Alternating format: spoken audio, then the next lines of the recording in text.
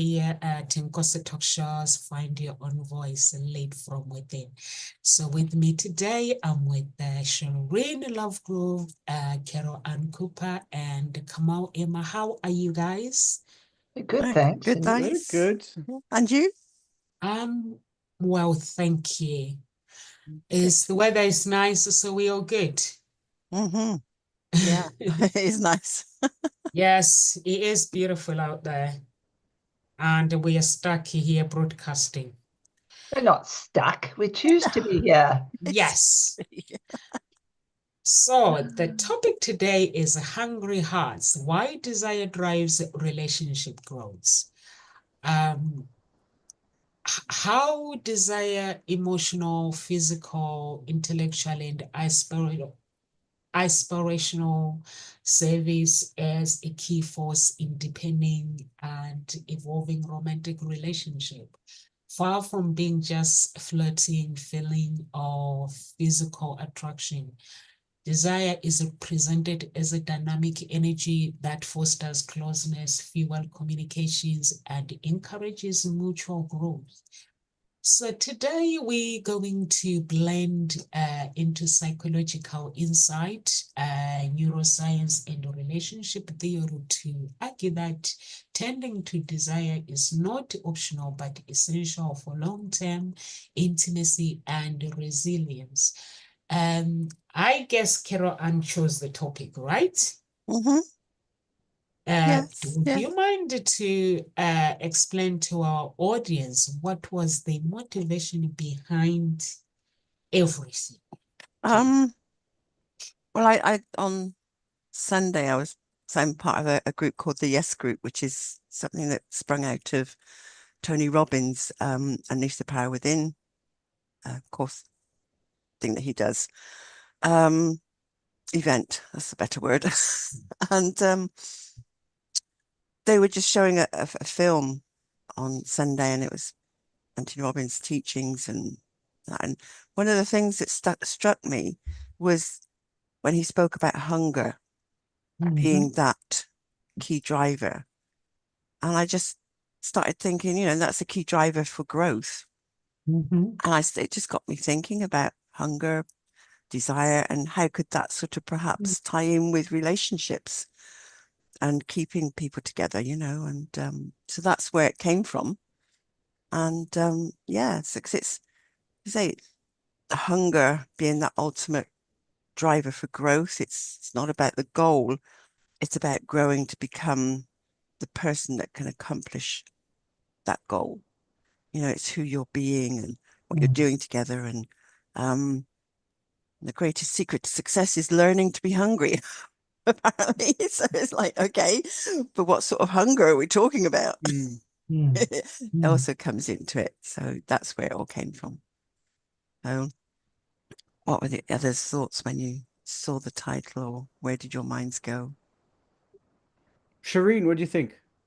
Yeah, I've started to think about a story, which is probably something that's really very interesting. You know what? It's actually a biblical story. Comes from the story of, which we don't really hear very often, which is the aspect of that moment of desire that happens in the parting of the Red Sea. And the story goes that in actual fact, when the Israelites were leaving, there was Pharaoh's men pushing them, and then there was the Red Sea in front. And basically what was really interesting is they were saying, hey, God, save us, save us, save us. And God says, get into the water. Get into the water. Now, this is the part you don't hear normally in Christian parts. But actually, that's part of the Talmud. This is what it says. Get into the water. God said, tell them all to get into the water. And now they're very fearful, right? They're very fearful. They're kind of doomed if they get into the water. Where else can they go? And they're doomed to die the other way around. They've got literally no choice.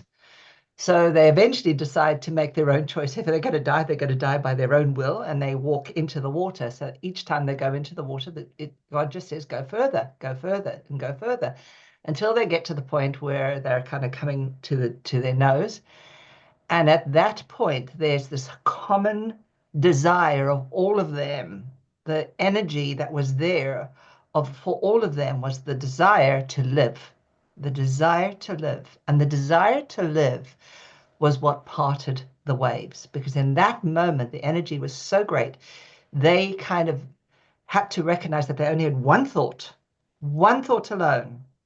Everything else was gone. Everything else, any objection, any saboteur, any kind of negative thinking was gone. It was just, I want to live. I want that. And that's a little bit about what we're really talking about, desire. Because often we think of desire as a hunger that we're in a lack. But actually, this is a desire and a hunger towards, right? Which is a very different kind of state. And it is, we talk about going to church, and when we're in church, we're singing together because we want to raise the energy. By raising the energy, we have enough momentum to call in the Holy Spirit, or the call in. And I know that we can do that anyway on our own, but there's more power when there are other people with the same purpose and the same idea. So that was what was really running through my mind as you were talking, Carol Ann, and starting that conversation, is because I did think, well, how am I going to approach this? And then illumination came. Remember the story. Remember the story. This is really so pivotal in how we need to understand that we have to have one thought and one thought alone when it comes to our business or when it comes to a relationship. The desire to connect with this human being, or the desire to see the best for this human being, or the desire to stand in the state of ourself, our beingness, so that we can be the best that we can. And I think that was what was really starting to trigger for me, or not trigger, emerging. Let's say emerging is a better word. Emerging is nice, yeah. It's interesting how you're presenting the desire. I mean, you gave a definition of desire, and as we all know, we can all define desire in different terms. And the desire towards, as you mention it, is the will to grow and to have something better, or to want to work on something. Very different It's a than longing that can be there, right? exactly, right? That it's Desire is that like a longing, longing. and it for me it connected the whole sense with whatever my mother was always saying: when there is a will, there is a way. And when you connect both of them, right, that will to survive, for instance, in the story, that will to thrive as a couple, that will to grow into the business, that will to learn more, it is a kind of hunger, but it's a healthy hunger, right? It's not a glutton hunger. It's not I've got millions and I want to get more millions, right? Considering all the hungry billionaires that are around, they could solve um, poverty in just a flick of an eye, and yet they're hungry for themselves, for ego, for narcissisms, right? For personal aim. And that hunger is not healthy in a sense, from a spiritual perspective, from a relationship perspective. We're talking about hunger and desire to grow in a relationship. It's the desire to make a relationship work where we are both, could be hungry for each other, hungry for growth with each other, hungry to make things happen and work with each other, right? And I think that's pivotal in a relationship, where if one person is hungrier or has more desires, I'm not talking sexual, but intellectual and relationship wise, you it creates a gap. Like we've said before many times, if one person wants to grow and the other one doesn't want to grow, well, there becomes a big gap, and it's a disconnect in that relationship. So being hungry to grow a relationship is fantastic. It's wonderful, and it's something really, really good to maintain a relationship. Does your partner want to have that same hunger? So, I mean, these are the thoughts that came to mind when I read that, and when Shireen was explaining, and you too, Caroline. Oh, Namsa. That's powerful, all of you. That's really, really powerful. And I love Shireen's example by using the Israelites, and I think when you have the desire to do something, you get hungry you want your relationship to grow.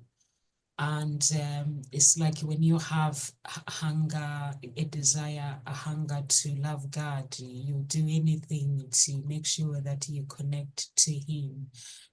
But I'm not sure that do we actually, our generation, do we have that hunger to connect deep in our relationships?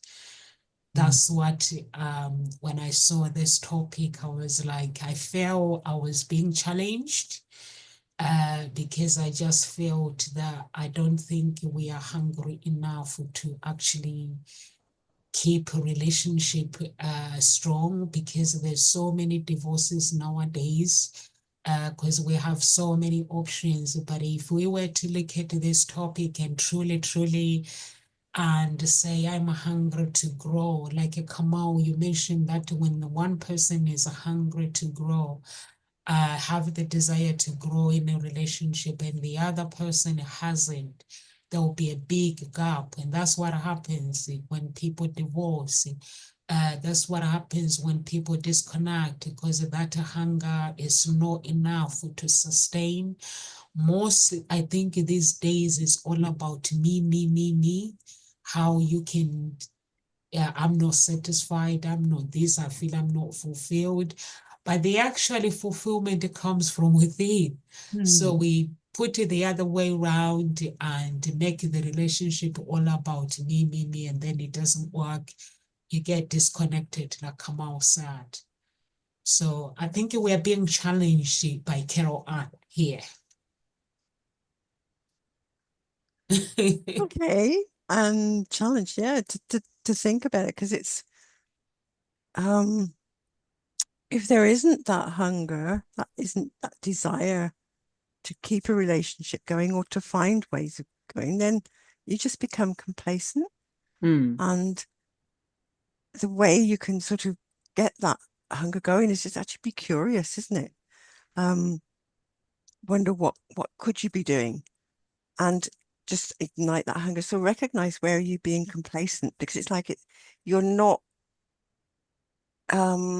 it's not that drive to want to grow, and the complacency, just you're settling, and therefore you're not really exploring each other and getting to know each other at a deeper depth. That connection just starts drifting away.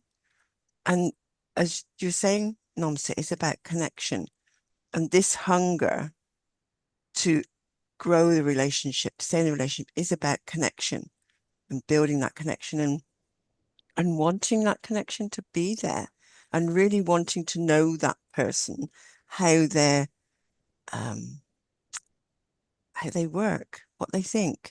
And if they're pushing buttons in you, then it's working together on, well, what are these buttons? What are these triggers? And grow together in actually resolving them, so that you can have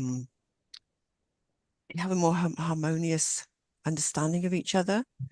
Something grows out of that curiosity, something grows out of that connection, that discussion, rather than just being complacent and going, oh, well, that's who they are. That's who they are. Moan to your friends. You know, where does that get you? It doesn't get you anywhere. I know. I've been there. Actually having that conversation with the person who it relates to is the best way to then grow together and to resolve things. And maybe that is what's lacking, is the communication, the ability to communicate effectively, that desire to connect. And if that desire isn't there, it's looking at, well, what fears might be there? What are you frightened of? If you're wanting, you're pushing away sort of connecting or having those conversations and really wanting to understand what's happening for that person. It's like, well, what's going on over here? What's the fear? So there's something to explore. So what is it?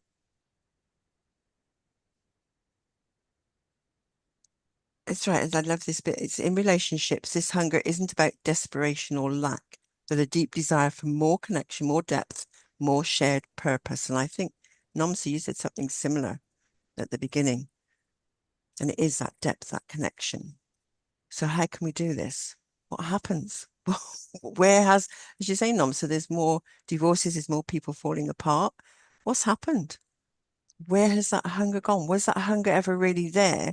Or did people stay together because it was felt you had to? Did they make it work or not really make it work? It was just we're together and that's it. So what's missing? What's lacking? How can we get this hunger back again? I think those are things maybe to explore. What's your thoughts, Shireen? What's coming up I out of agree. this conversation? 100%. I agree 100%. And really was, I was struck by the word of complacency because, it is so easy to become complacent, right? Because I think we've got to think about it in the terms of a level of energy. If we think about in an atom, there's different orbits around the atom where electrons flow and they have different frequency or energy levels. What happens is when we go through falling in love is we jump roughly about 2 levels of energy. So we're on the skyrocketed energy, but we can't stay there until we've built enough neural connection for that to be sustained. And that could be for any problem state, right? We go for a beautiful 10-day retreat. We haven't transformed completely yet, right? Because the transformation has to happen in the growth that occurs. So why I'm saying that is that in complacency is what happens is people dip down. Their old patterns sit there and they take for granted. They become their old self instead of the self that they really truly want to be with this person always. And I think that, there are a lot of things that come through that in the sense that, if we look at life in general, people got married and we always thought it was going to be forever, but actually we're living so much longer, right? And the normal time frame people were dying was a lot sooner, right? And so it takes a very unique approach to have a long relationship, and a long relationship that's still filled with desire to be together, that deeper, that connection. And so there's something around that needs to also have a look. When you're saying be curious about those natural periods or cycles we have in life, like when we have the 7-year itch, which does happen, right? Biologically, there's a good reason for it, but we don't have to subscribe to it. We can look at it and go, this is about a reevaluation. This is about a change that might need to happen in order for me to deepen this connection.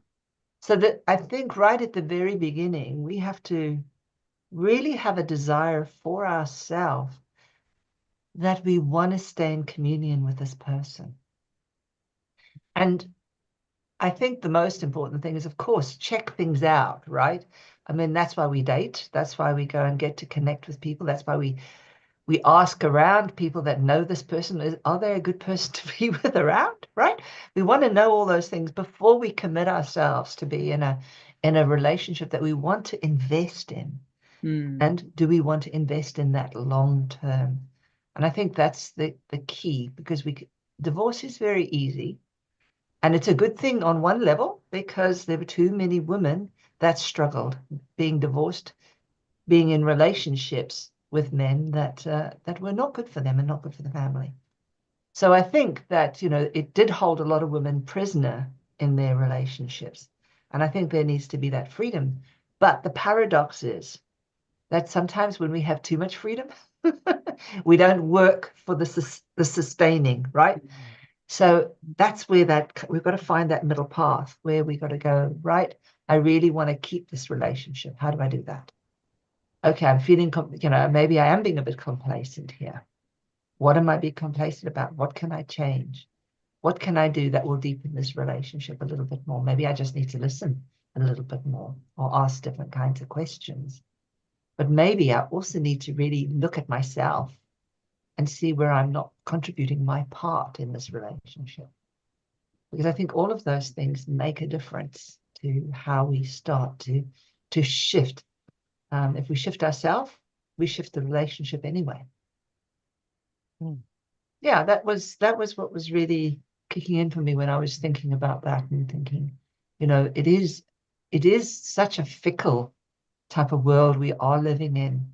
So long-term relationships, deep, healthy relationships, connecting relationships, they're actually very few.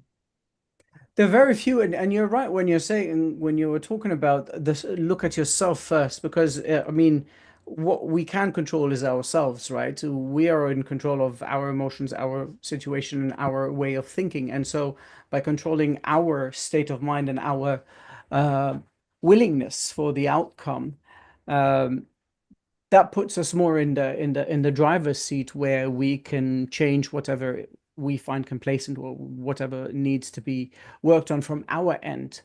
And then it's the partner's turn, obviously, as well, or maybe simultaneously. When we're looking at the divorce rate and all of that, I mean, yes, it is complacency and the getting used to things, but the divorce rate is based simply on the from the very start. It's the people that are getting together. They're getting together for on that high that you're talking about, Shireen, right?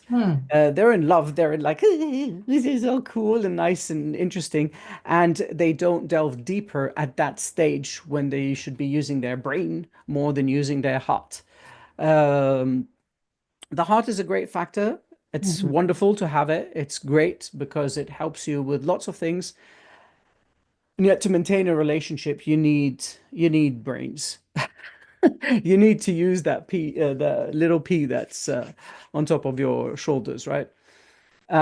So there comes the concept of that desire from the very start. Many people get into relationship for intimacy desires, for just being with someone, and a lot of people get break up and get into another relationship because they just want to be with someone, right? Now being with someone is not an answer. It's not the form that you want. You want to be in something that is, I don't know, personally, let's put it this way.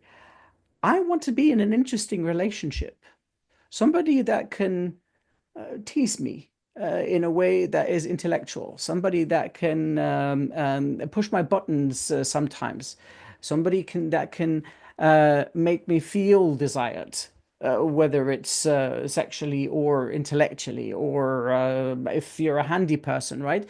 You have to have that playfulness inside of you, because as we grow older, we forget how to play. We forget to be childish. And that Childlike behavior. thank you very much. That childlike behavior Not childish. allows us to learn. It allows us to play together. It allows us to be who we are at our core and find that growth, that desire to grow, right? It's playing together that allows us to understand how we function as a team, right? It's teamwork. It's not an individual person. This is why I said from the very start, if one person has the desire and the drive to grow and the other one doesn't, just get divorced and get it over with. There's no point. For me, this is a waste of time being in a relationship where somebody is not willing to advance their mental state, their emotional state, their emotional understanding, uh, uh, their knowledge of certain things. And I'm not saying we have to connect in all things, but there are certain things that we, in a relationship, we have to show interest. Shireen is interested in plants. Ooh, what kind of plant are you growing? And oh, how are you doing this? And she's good at it. So how are you doing this? Okay, can you teach me something? I don't have green thumbs, but I'd like to watch and learn. Just curiosity, as you were saying, Caroline. Ooh, you're interested in gaming. Okay, I don't like gaming. It doesn't matter. What kind of game are you playing? Can I come and bother you? Can I pretend to be some voice in your head to play the characters? Just that creates Mm. that connection. It gets out of that complacency that we're talking about. And complacency is a killer in anything, not only in a relationship, but in all sorts of life and situations. I love that, Kamau. You make me laugh when you say if the other person does not want to make an effort to just divorce is a waste of time. You can't say that, Kamau. You got to People, go for okay, yes, I it. can. I'm here. I'm saying it. People are a waste of time. No, it's a waste of time if one person wants to grow and the other person doesn't want to grow. You can't help that person. A person doesn't want to be helped, you can't help them. So it becomes a waste of time in a sense. Yeah, I think people do change. Like what you said, Kamau, you said that people enter a relationship for the sake of having somebody for feeling lonely. But I was watching the video and the guy said, if you enter a relationship because you're feeling lonely, that's a big mistake. That's what God is for. If you are feeling lonely, go to God. If you want to really enter a relationship and really grow in that relationship, I think that's when, I think first is important to come out. You brought a point where if somebody wants to enter a relationship, they need to really sit down and ask those personal, deep questions. Why do they desire to enter that relationship? What are they just to go like imagine the world that they desire? Is it what they really, really want? Because if you are entering a relationship for the sake of truly watching people on social media, taking pictures, posting with their spouse, and you want to do the same, then it's not going to work It's a because business. It becomes yeah, a business. yeah, it's a business. Because like what you said a relationship requires brain. You got to have brain and you how to got to understand the power of intelligence. Because if you understand being intelligent means you got to get creative every single day. You got to know that you are there to build something. That foundation has to grow. But how are you going to grow that foundation? Like you said, Kamal Kero, if Shireen likes flowers, if Shireen will know that if I need to my flowers, this garden to stay the way I want, I'm gonna need to grow this. How am I gonna? They are step by step that I'm gonna have to use, and also um Carol Anna, you said, I think having a conversation with someone is really, really important to really find out how can you get hunger back. For me, I always say to my clients, the beginning of a relationship, it shouldn't be the beginning. It should be the everyday, like a Kamau, you say you celebrate your birthday every single day. So I think for me, if you truly, truly understand the power of love, you got to see God's image. God, his name is love. He is love. He is the creator. So if you enter love and you don't understand what it is, love, it means I love you even when I'm in pain. It means I love you even when life it does not make sense. It means I love you even when healthy, we like facing health problems. It means I'm still the same person. I still love you and I'm still willing to grow with you. Even if we are hit with financial crisis, poverty, nothing has changed. I still love you. So for me, I watch these people where okay, he get hit by changes and hope met, and met hope. And then love change. I'm like, was he ever there in the first place? This is why I get confused. Was he ever there? Because if love is there, why would problems tear your relationship apart if it was there? So for me, if it's something was never there, when problem rises, that's where it shakes you and let you know that this person is not who they say they are. Because problems actually meant to help you to grow. That's my understanding. Two people grow.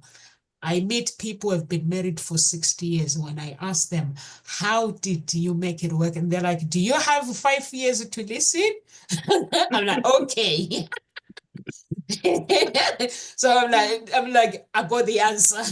Problems, I got the answer. I love that. Problems help you grow. Yes. Yes. And of course, it is, if you can face them together, you work together on them, and you move through them, you resolve them, and that is how you grow. Definitely. And it's where you allow problems to pull you down and tear you apart because you can't work through it together. You might have differences around how you want to work with that problem, but it's again having that conversation and talking through and sharing your ideas, listening to each other, and then coming to some agreement. And it may be that you just have to shift a little bit, each other. So you come to that agreement to help you through. But it is that connecting, deepening that relationship so that you can move through together. And, what doesn't kill you makes you stronger. It's the saying, isn't it? But I love what you were saying, Kamal, about, uneven growth. It is difficult. And I think you do have to come to a point where you decide this isn't going anywhere, because you're either going to stunt yourself, in which case you're going to end up resenting that other person. And you're dying. If you're not growing, you're dying. And if you're sort of growing, the other person then feels made wrong, or that it's disconnect. And so you both have to want to have that hunger to grow together. And I know that was it Shreen, you said divorce is easy, and that sort of it's become easy. It's become It easy. has become easy, yeah. And I think, as you say, it's important that it is easy, but it's also going to have every choice has a positive and a negative. Yeah, to get that divorce, but it's not easy to get that divorce, if you want me, because emotionally it's hard to actually make that decision, to come to that point, to decide, look, this really isn't, we're not growing together, it isn't working, isn't easy. And then to follow it through, emotionally, it's hard. And there's an element you can shut down, and there's things that you miss, and you realize that actually you're not being your full self in that moment, or during that time. And reflecting back, I wasn't there for my children when I went through that, and realized now what they actually went through that I wasn't aware of, because I just couldn't be there for them. So it is hard, but it was needed, because there was that imbalance of growth. He wasn't interested in the sort of growth that I was exploring, and it didn't work. But I also realize now that I'd only wanted to marry someone so I could have children with. I achieved that goal, and then it was totally unconscious. It wasn't something I was fully aware of until years later, when I started doing all this personal development work. And it's realizing and coming back to, well, why did you get married? What was that? Because if you really have that commitment and that hunger to stay together, that's something to explore. Why did you get married? what is happening, and then come to a place of, well, either you want to grow together or you don't, and then yes, it is better for both to part the ways. So yeah, it's not. I think I But said it's it in a different context of it is easier by law to get yes. divorced, right? I didn't say it's going to I be know. easy No, emotionally about no, that. no. But you But did that's bring how it a, hit me at that moment. yeah. That's what sort of And I'm rose up. grateful that you told us and you've clarified that, because it's really important that that is Mm, very clearly made. And for you, that was a very big thing. mm, There are people that won't be such a big thing, because if you've grown with the idea that you can get divorced easily, whereas when you start to get married, when you got married, that probably divorce wasn't as easy as what it is, like no fault divorce. Let's just go online and we can get divorced. That didn't even exist, right? So no. there's that, and what people go into marriages also may have this expectation, well, if it doesn't work out, we can get divorced, right? So you've got that there too. Mm, But I think for women that are older, the older generation or slightly older, it's a very different context. And when you have children, then it really changes everything, right? yeah, yeah, So yeah, it was really important you brought that in. So thank you for for bringing that bit in, which was so yeah, important. yeah. You're welcome. I think what started to run for me when I was thinking about the desires, like you said, you get married for a reason, right? Mm, Most young girls, we are conditioned to believe that actually, we want to get married, we want to have children, right? So we're already programmed from an early age, and our body doesn't help us either. mm-hmm, It programs us to have children, and society has dovetailed on that. But I think just to recognize, and I think that's something we really need to clarify for anyone growing up, is that things change. They always change. We have a desire now, but that desire might change in 5 years' time, right? mm, Depending on the level of growth we're going through, depending on like most adolescents only really, their brain is only really fixed at the sort of 26, 27. That's when you kind of feel that, right, now I'm an adult. That's actually when we concretize at that point. Before that, we're still adolescents, basically, in mental state. It's getting more and more as we grow more into adult, but it doesn't change when we're 16, it doesn't change when we're 18. It's still got a long way to go. It's still got 10 years before our brain is actually sufficiently developed enough for us to be that. And any trauma, any kind of past patterning can interfere with that, concretization. So yeah, we may have different goals at that level in time. And I remember when I first of all was connecting or meeting my partner, I mean, at the time there was lots of stuff going on, but we really wanted to have kids. Then we couldn't have kids. And I do remember my partner just saying, well, then it's just the two of us together, right? We can have a life together. And it was really interesting because he sort of said, I'm not defined by being a father. And that was really interesting because all I could think about was I wanted to be a mother. And it took a long while for me to actually, and I did a lot of criticizing of him at the time. And I know that was always sitting in that backstory that I was feeling very, very bereft about. But what really I started to realize is that, although he wasn't wanting to study more or do more things, he was a thinker, a deep thinker. He reads so much stuff and has a very different concept about life. And I was starting to judge him because I was going through my self-development and I was judging him for not doing that.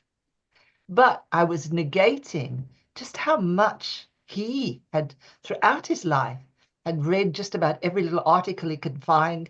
He reads and listens to the news all the time. He talks about things from a very deep perspective. And I had to step back and go, hey, my journey is my journey to self-realization. His journey is his own journey. And how can that journey support me in my realization? And how can I help myself in that? And how can I connect to that and have those conversations, which are, I'm not going to be on holiday. He's in the lakes at the minute. I'm not going to be in the lakes with you, right? But I really want you to go and send me lots of pictures so that I can see where you are and I can enjoy that because I love walking. So there's different ways we can begin to deepen that connection, and move through those difficult moments of the layers where we find that we're being very critical of people, and we're starting to define our sense of where our up leveling maybe they're actually more up leveled than we are. And maybe because they're in a being state, we're not in our being state yet. Mm-hmm. So that's the bit when I started realizing, hey, he's in his pure being state. That's fine. And actually, really, what I really wanted from him was to be there for me, to love me, to wake up in the morning and to say, I love you. That was enough. And I think that was something that really I started to deeply appreciate and started to look, wow, how many women get that? How many women say to their husbands every day, I love you. As they wake up, I'm so glad that I'm with you. Let me just cuddle you for a moment. I get that regularly. How lucky am I? Mm-hmm. So when you start to think about that, those are the things that I want people to really kind of think about when they're in their up leveling, at where they start to look down on their partners because they believe their partner's not up leveling to the same degree. Maybe their partner is way beyond where they are right now. I think it's an important point that you're pointing out here about that leveling, that you can level in a parallel way, but not necessarily at the same thing, right? That's extremely important to understand that. And you clarified it better than how I was expressing myself earlier, which is you grow together, but that doesn't necessarily mean that your growth is the same. We're all different. We're four different people here, and we all grew in a very different state of mind. We all grew emotionally differently. We all had our own time and level of growth, and we can stay in that connection that we have of curiosity, of friendship, and talking with each other and understanding and actually leaning on each other's strength. So if we want to lean on someone because, oh wait, I know a little bit about this, but I know you know better, so can you just jump in and fill in that gap for me? And then we learn from each other. And that's exactly what you're expressing here in that relationship that you have, where you had to find your own growth, even though you were criticizing your partner, but you had to find your own growth. He was already there at a certain level, and you had to get out of that, let's call it shell, to realize that, oh wait, he has his own growth. His own growth is in his books, in his conversations, in his discussions, in his walks, and everything that he does. And I didn't do that for myself yet, or I'm doing it now, right? And that's extremely important for people in relationships to understand. Coming back to just mention a tiny thing that Nomsa said. Nomsa, you said people change, and I will repeat it again. I mean, that expression is said in all languages, but I like the Egyptian version because I don't know, I like it. In Arabic, it's the curved tail of a dog never straightens. Means people don't change. People only change if they want to change themselves. They will not change for someone else. Time will not make them change. The only reason a person changes is that if they want it deep inside of them. And that is true about a relationship. If you want a relationship to change, to evolve, not change, let's put it this way, you have to have that desire to see where that evolution is going. You have to have that will inside of you to find the reasons for the evolution of that relationship. And the evolution of the relationship can be an evolution together or an evolution separately. It's still an evolution. So, yeah, and come back to that evolution of the self, understanding why you're getting in a relationship, understanding how this relationship can sprinkle your life with a little bit of sugar. Like how Sharina has in the morning randomly. That's what we all want in a relationship, right? That's Yes. something that's a dream, right? To be able to wake up and it's like, hey, you know what? I'm happy that you're here with me in my life. That's an evolution of a great relationship. And I think if we strive to find that within ourselves and within our partner, we can manage it together if we want to do it for ourselves first. Yeah, I 100% agree with you, Kamal, that we really like when you say people change when they want to change in a relationship. Yeah, I think that is really, really important. Like Shireen, when you said start undermining, you started undermining your spouse. For me, I've learned from Carol Ann that wherever things go wrong, instead of me and looking at somebody else, I go to check on Nomsa first. Mm. What is triggering that situation to be happening in Nomsa's life instead of me undermining somebody else and just work on myself. I think that is really, really important. And I find that when I started having that attitude, people don't like it. Because it's like I'm no longer blaming anybody. I'm like looking at myself and looking at my bloodline and looking at my parents and really praying to God and saying, God, whatever my family went through, if there is a pain that my parents went through, and that is causing this for me to go through this situation, can you show it to me? So that's what I do. I'm no longer forcing anybody to change. I know that I need to, if I need to grow, I need to grow myself. And that person, if they like the person that I am becoming, uh, then that's okay. They will, if they like my character, then they will be like, what are you doing to make some changes in your life? But I find that when I actually make some changes, I find out the gift that God gave me from Dr. Olukoya. I had to go to Northern Ireland. But when I came back, there was big fear in me. I was really, really fearing. And all I needed was like everybody else to just support me. But then I find that the people that knew me, because I knew my character, I had to change my character to align with God, with what God wants. It wasn't my choice. And I'm asking God to truly, truly support me because I knew I couldn't do it on my own. But this is when you find a family now, because they know you as that person. And when they start saying, do this, you're like, I can't do that. I can't do that. And then people, they're like, but this is the person that we know. I'm like, no, I've not changed anything. All I'm doing, I'm growing. I've not changed anything. NUMSA has not changed. So people, some people struggled a lot, but then there were people that, NUMSA, we get you. And I was like, I just need you guys. I'm growing at this moment. I just need you guys to support me. But when I'm going through cleansing, understanding the power of love, love does not change. Like Shireen says, your spouse he had made up his mind what kind of a man, how he wants to treat you.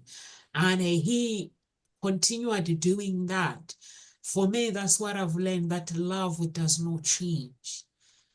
It only things changes, it gets altered by problems. So that's when people tell each other now, when problems reappearing in people's life, they dim everything, the layers, they become the layer of the top. But if you allow it, and then you start disconnecting with that person. I like it, Carol Ann, when you said you wanted to marry, you realized that you wanted to marry your husband for children, to have children. This party annoys me a lot with clients when they want to find somebody, and I'm thinking when I'm talking to them, I'm thinking they're gonna tell me the joy of love. They imagine where they have fun, when they're going on holiday, having fun. And I'm hearing my friends are married, I'm not married. You know, when I look at my friends posting on social, I'm like, seriously? That is a torture. That is torturing your life. Honestly, let them post. Let them go on holiday.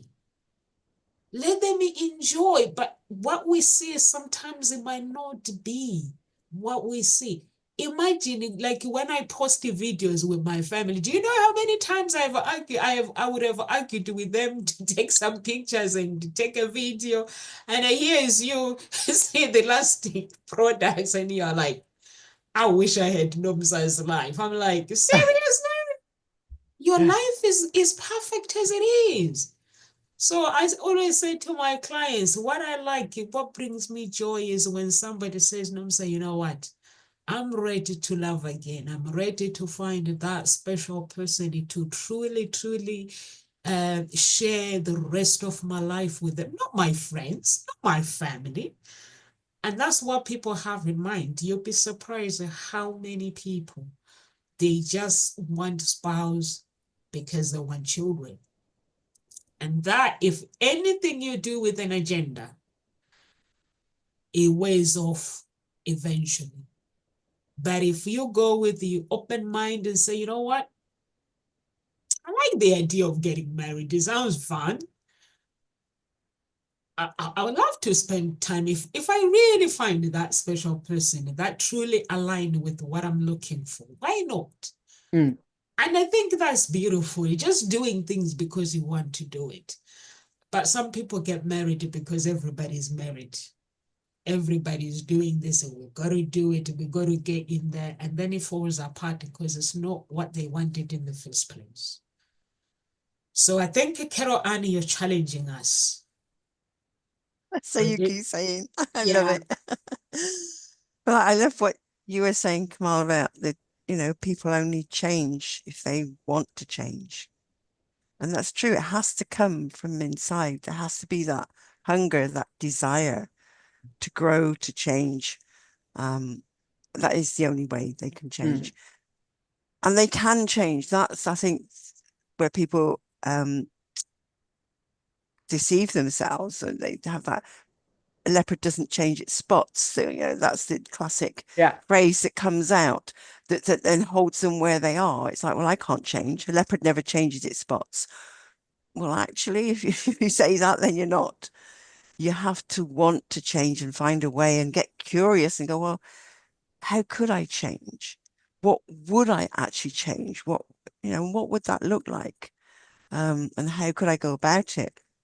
It doesn't mean drastic changes. It might just be a little tweak, a little tweak in just the way you're thinking, the way you're speaking, and the way you're talking about yourself.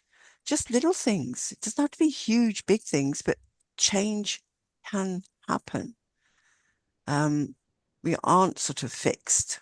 But it does have to come within. And if a relationship isn't working, the hunger and the desire has to come from both of you together to want to stay together and have that commitment.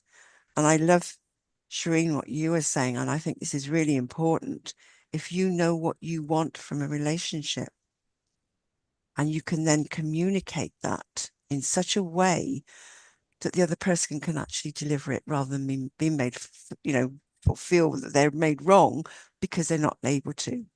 There's an understanding, and it, and I think that's beautiful what you said there, that what you want and this is what you're getting, and it is. So there is that knowing what you want from a relationship is really important, and being able to communicate it, why you're getting together. And a lot of some things you're not conscious of it is actually, this is where the growth comes in, where you can then really understand and go deeper with each other and understand those driving forces, what your needs are, what's there. And it's all about mutual growth. You know, it's that desire to connect together, grow together. You rely on each other without losing your independence. You're not showing up for them out of fear, but just because you want to give, you want to share, and you want to co-create. Those are, I think, some of the key qualities of having that hunger and desire for a relationship that stays together. All right. I think that's my last words on that. Does anybody, want to round up and say some words of encouragement or moving forward with this? I think we've more or less said what really is very important is one is really looking at ourselves and developing that relationship in ourselves, managing our expectations of what growth is and what growth isn't, and recognizing that our growth is not in the same proportional space as somebody else who might already be there. Correct. So I think it's, what does growth look like for you? What does growth look like for somebody else? Can you manage and navigate each other's growth in the way that allows them to be who they need to be and you to be who you need to be?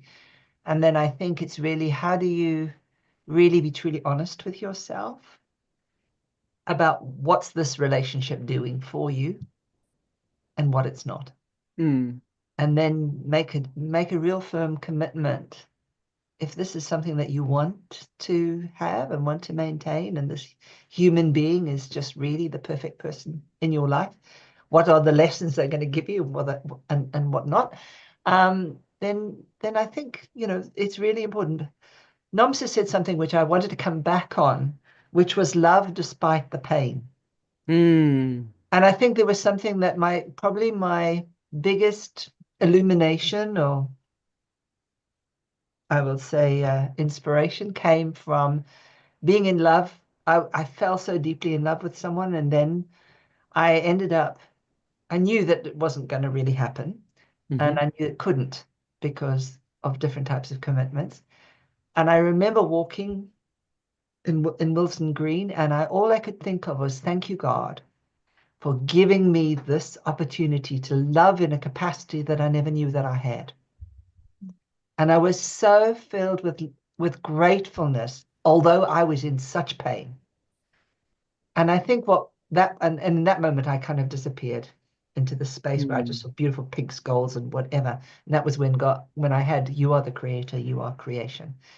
And really that is, we are a creator, and we are the creation of our life, right? And by really truly understanding the hunger is part of that creation, the desire to want something in a way that allows your fulfillment and that allows the fulfillment of others at the same time. Because it's not just about you. We're here for others. So how is this fulfillment for others too? How do we bring people along with us back to God, back to the Creator? I love that. That's the bottom line. For me is you have to make your choices and your decisions early on in a relationship, and you have to decide to grow together and understand that each one has their own growth method and growth time, and work on that together. Have the understanding to talk, to communicate, to share, and to tease each other, play with each other. Find that time to investigate and be curious and be good to each other. I love that. I love that.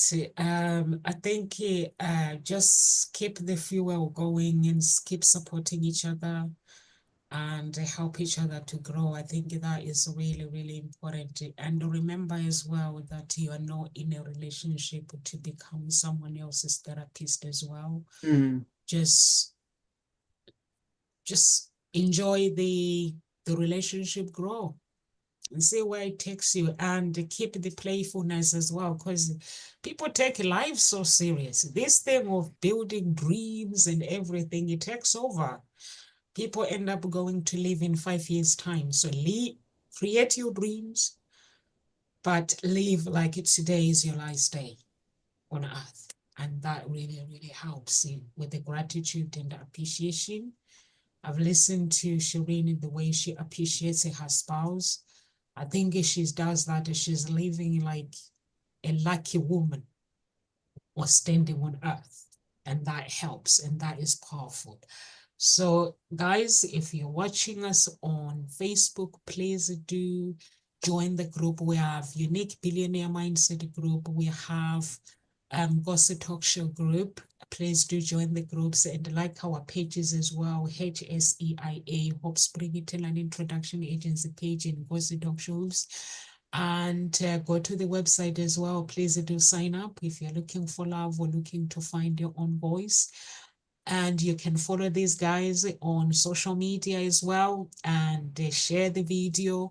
If you like one of the coaches, you want to work with them, please do contact them on their social media. Or if they don't reply, if they ignore you, don't worry. You can contact me. I'll contact them direct and they will reply to me within a second. So yeah, that's us for today. God bless and live with grace, everyone. Thank you, Carol Ann.